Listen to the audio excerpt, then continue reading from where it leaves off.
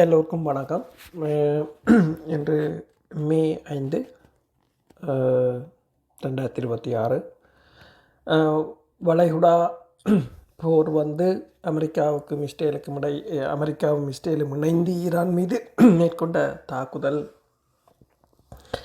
போர் நிறுத்தத்தை ஏப்ரல் 7 எட்டியிருந்தாலும் கடந்த கிட்டத்தட்ட ஒரு மாதமாக இந்த போர் நிறுத்தம் அமுலில் இருந்தாலும் அமெரிக்காவின் கடல் முற்றுகை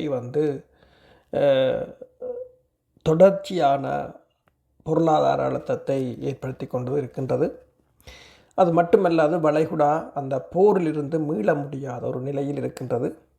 நேற்று அபுதாபி மீது மேற்கொள்ளப்பட்ட ஏவுகணை தாக்குதல், ஆளில்லாத தாக்குதல், விமானங்களின் தாக்குதல் மற்றும் கப்பல்கள் மீதான தாக்குதல்கள் என்பன அந்த பிராந்தியத்தில் இருக்கின்ற வளைகுடா நாடுகளின் பொருளாதாரம் மீது மேலதிக சுமைகளை ஏற்படுத்தி இருக்கின்றது. துபாய்க்கு சென்ற விமானங்கள் கூட பல திருப்பி அனுப்பப்பட்டதாக கூறப்பட்டிருந்தது. இந்த நிலையில் வளைகுடா இனி ஒருபோதும் பழைய நிலைக்கு திரும்ப போவதில்லை என்ற ஒரு கருத்து இப்போது மெல்ல மெல்ல உருவாகி வருகின்றது. மேலும் இது பிராந்திய முதலீட்டின் மையத்தையே தாக்குகிறது என்ற கருத்தும் இருக்கின்றது. அதாவது 2000 மற்றும் 2015 ஆண்டுகளுக்கு இடையில் சுற்றுலா, நிதி மற்றும் கட்டுமானம் போன்ற துறைகளில் துபாய் அபரிதமான வளர்ச்சியை பெற்றிருந்தது.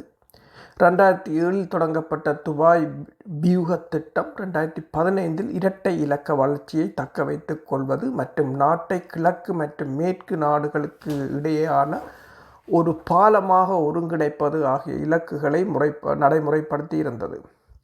இன்று ஐக்கிய அரபு அமீரகத்தின் மொத்த உள்நாட்டு உற்பத்தியில் 30% குறைவாகவும், துபாயின் மொத்த உள்நாட்டு உற்பத்தியில் 5% குறைவாகவுமே எண்ணெய் இருக்கின்றது. இது வரலாற்று ரீதியாக நிலையற்ற ஒரு பிராந்தியத்தில் நிலவும் ஸ்திரத்தன்மை குறித்த கண்ணோட்டத்தை முழுமையாக சார்ந்திருக்கும் ஒரு மாதிரியாகும். அதாவது இந்த எண்ணெயில் தங்கி இல்லாத அவர்களின் பொருளாதாரத்தில் ஏற்பட்ட வளர்ச்சி என்பது அந்த பிராந்தியத்தின் உறுதித்தன்மையை பொறுத்ததுதான் அந்த வளர்ச்சி.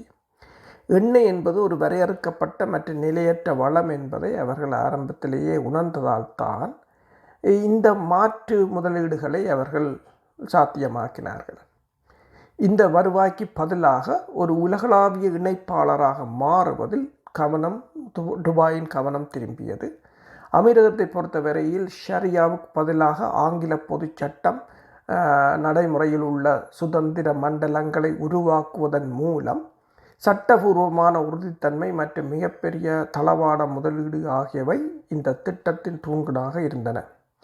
எமிரேட்ஸ் ஏர்லைன்ஸ் மற்றும் ஜெபல் அலி துறைமுகம் போன்ற உலகத்தரம் வாய்ந்த சொத்துக்கள் பன்னாட்டு மென்பலத்தால் வலுப்படுத்தப்பட்டு அந்நாட்டை ஒரு அத்தியாவசியமான இடைநிறுத்த இடமாக, அதாவது டிரான்சிட் பாயிண்டாக மாற்றியிருந்தன.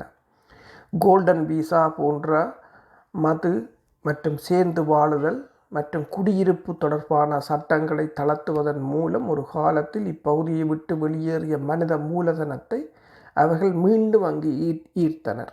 இதன் மாபெரும் வெற்றி தடையற்ற ஒருங்கிணைப்பு தான். ஒரு கப்பல் ஜெபல் அலி துறைமுகத்துக்கு வருகிறது என்றால் அதன் சரக்கு ஒரு சுதந்திர மண்டலத்தில் வாணிக ரீதியாக கையாளப்படுகிறது. மேலும் இந்த செயற்பாட்டுக்கு அருகில் நிதி மையத்தில் உள்ள ஒரு வங்கி அதற்கு நிதி அளிக்கின்றது. கத்தாரில் 90களின் பிற்பகுதியில் இந்த மாதிரி உண்மையிலேயே செழித்திருந்தது.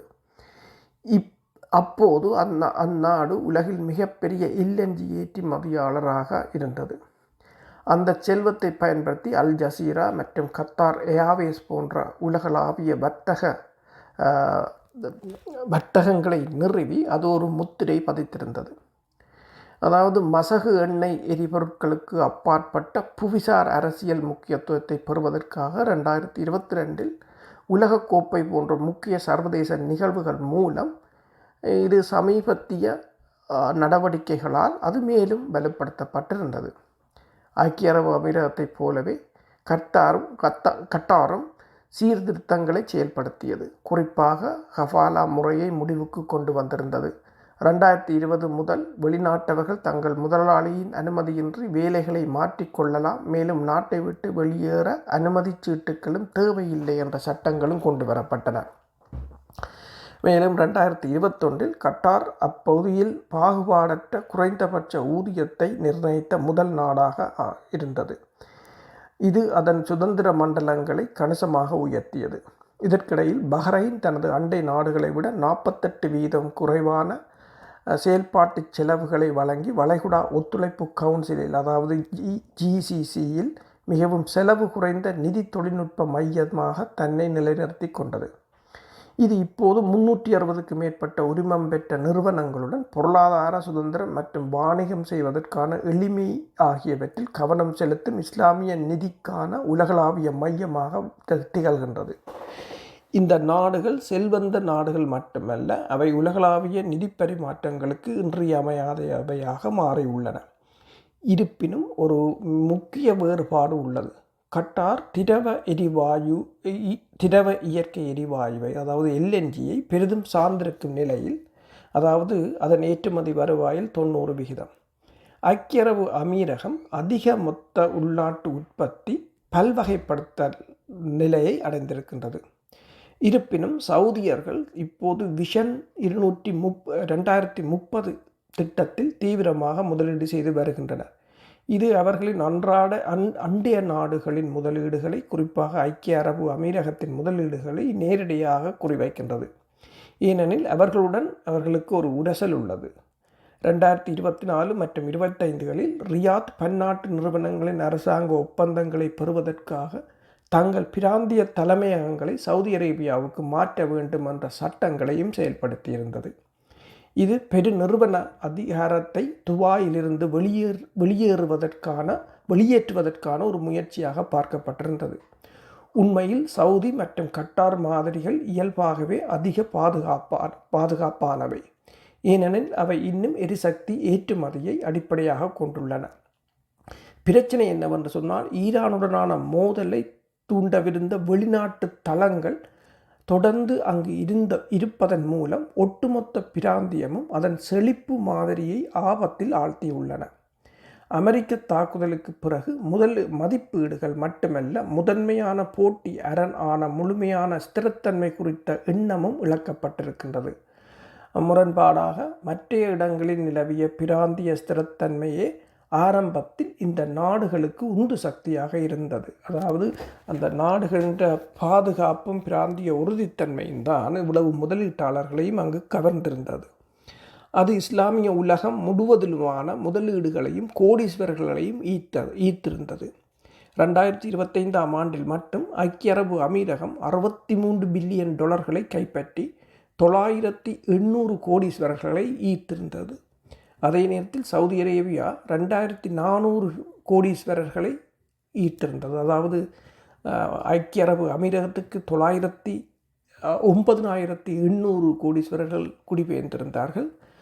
சவுதி அரேபியாவுக்கு 2,400 கோடீஸ்வரர்கள் குடிபெயர்ந்திருந்தார்கள். கட்டாரில் கோடீஸ்வரர்களின் எண்ணிக்கை 2000ஆம் ஆண்டு, அதாவது கட்டாரில் கோடீஸ்வரர்களின் எண்ணிக்கை 2000ஆம் ஆண்டில் 46ஆக இருந்தது. ஆனால் 2024ஆம் ஆண்டில் 26,000 கோடீஸ்வரர்களாக அது உயர்ந்திருந்தது. பாதுகாப்பு உணர்வை பெரிதும் சார்ந்திருந்த இந்த முழு அமைப்பும் ஈரான் போரினால் தற்போது சிதைக்கப்பட்டிருக்கின்றது. பாதுகாப்பு உணர்வை பெரிதும் சார்ந்திருந்த இந்த முழு அமைப்பும் ஈரானில் நடந்த போரினால் சிதைக்கப்பட்டிருக்கின்றது. ஈரான் மீதான தனது ஆக்ரோஷமான நிலைப்பாட்டால் ஐக்கிய அரபு அமீரகம் இந்த பாதிப்புகளை மேலும் தீவிரமாக சந்தித்திருக்கின்றது.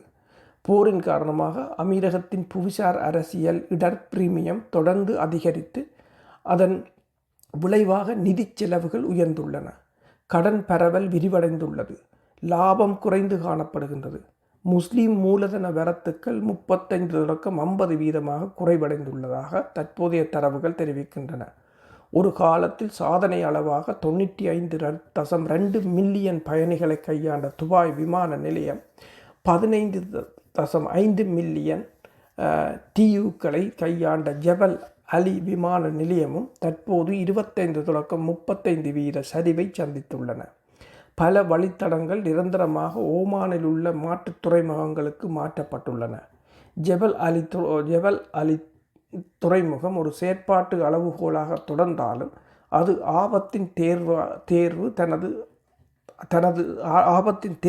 ஆபத்தினால் தனது அந்தஸ்தை இழந்துவிட்டது. சுற்றுலாவை பொறுத்தவரையில் ஐக்கிய அரபு அமீரகத்தில் 80.7% ஹோட்டல் தங்குமிடங்கள், அதாவது ஆடம்பர விடுதிகளின் புக்கிங் 80% சரிவை சந்தித்திருக்கின்றது.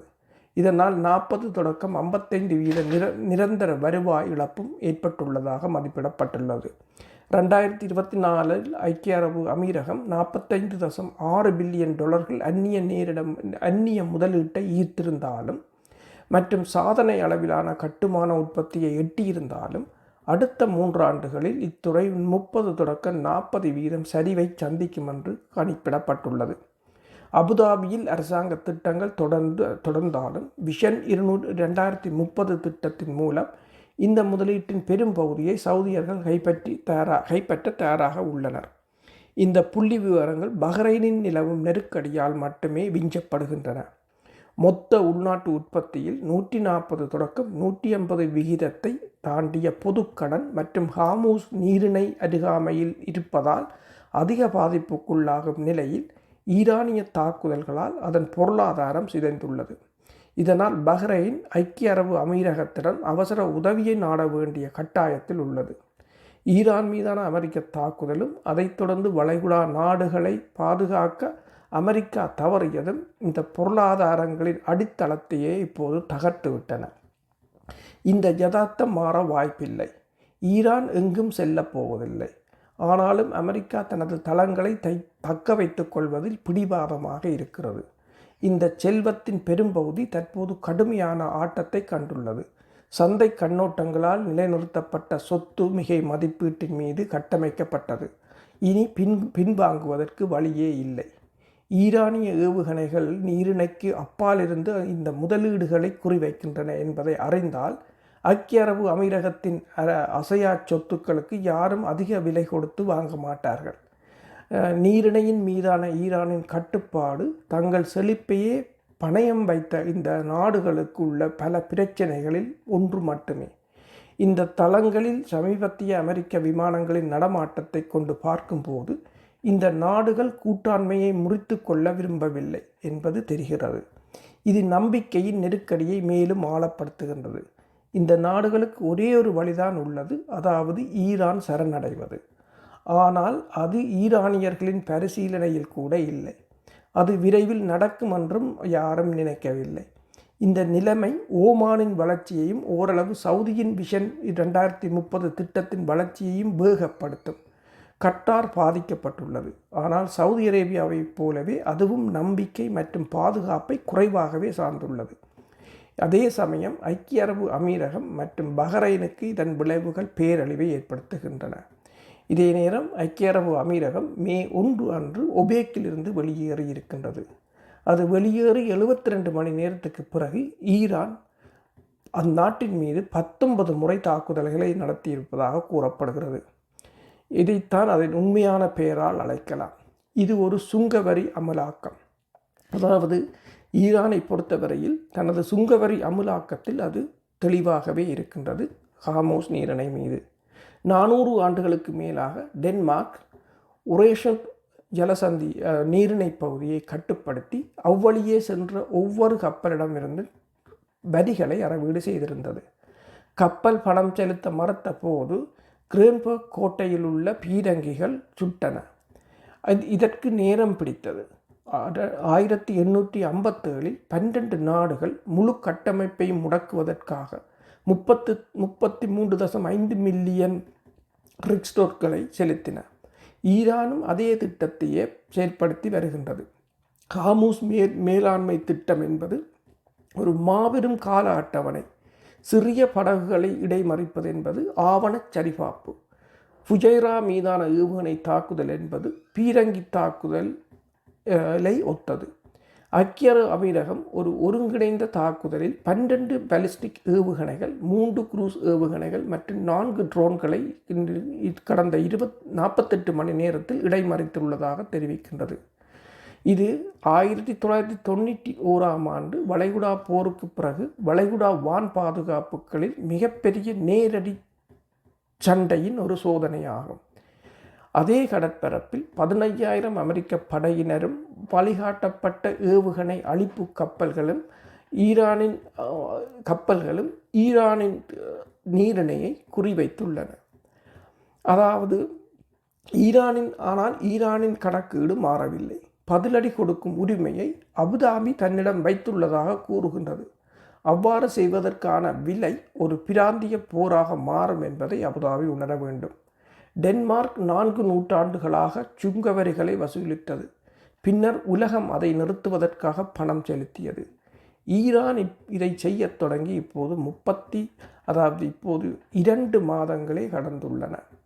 எனவே அமெரிக்கா தற்போது ஆரம்பித்திருக்கின்ற ஃப்ரீடம் திட்டத்தின் தோல்வியும் இதற்கான ஒரு காரணமாகும். ஹார்முஸ் நீரிணையில் ஹார்முஸ் நீரிணை தொடர்ந்தும் ஈரானின் கட்டுப்பாட்டிலேயே உள்ளது. சர்வதேச கடல்சார் பகுப்பாய்வு மையங்களின் தரவுகளின்படி கடந்த 24 மணி நேரத்தில் ஹார்முஸ் ஜலசந்தி முழுமையாக ஈரானின் கட்டுப்பாட்டில் உள்ளதாக கூறப்படுகிறது.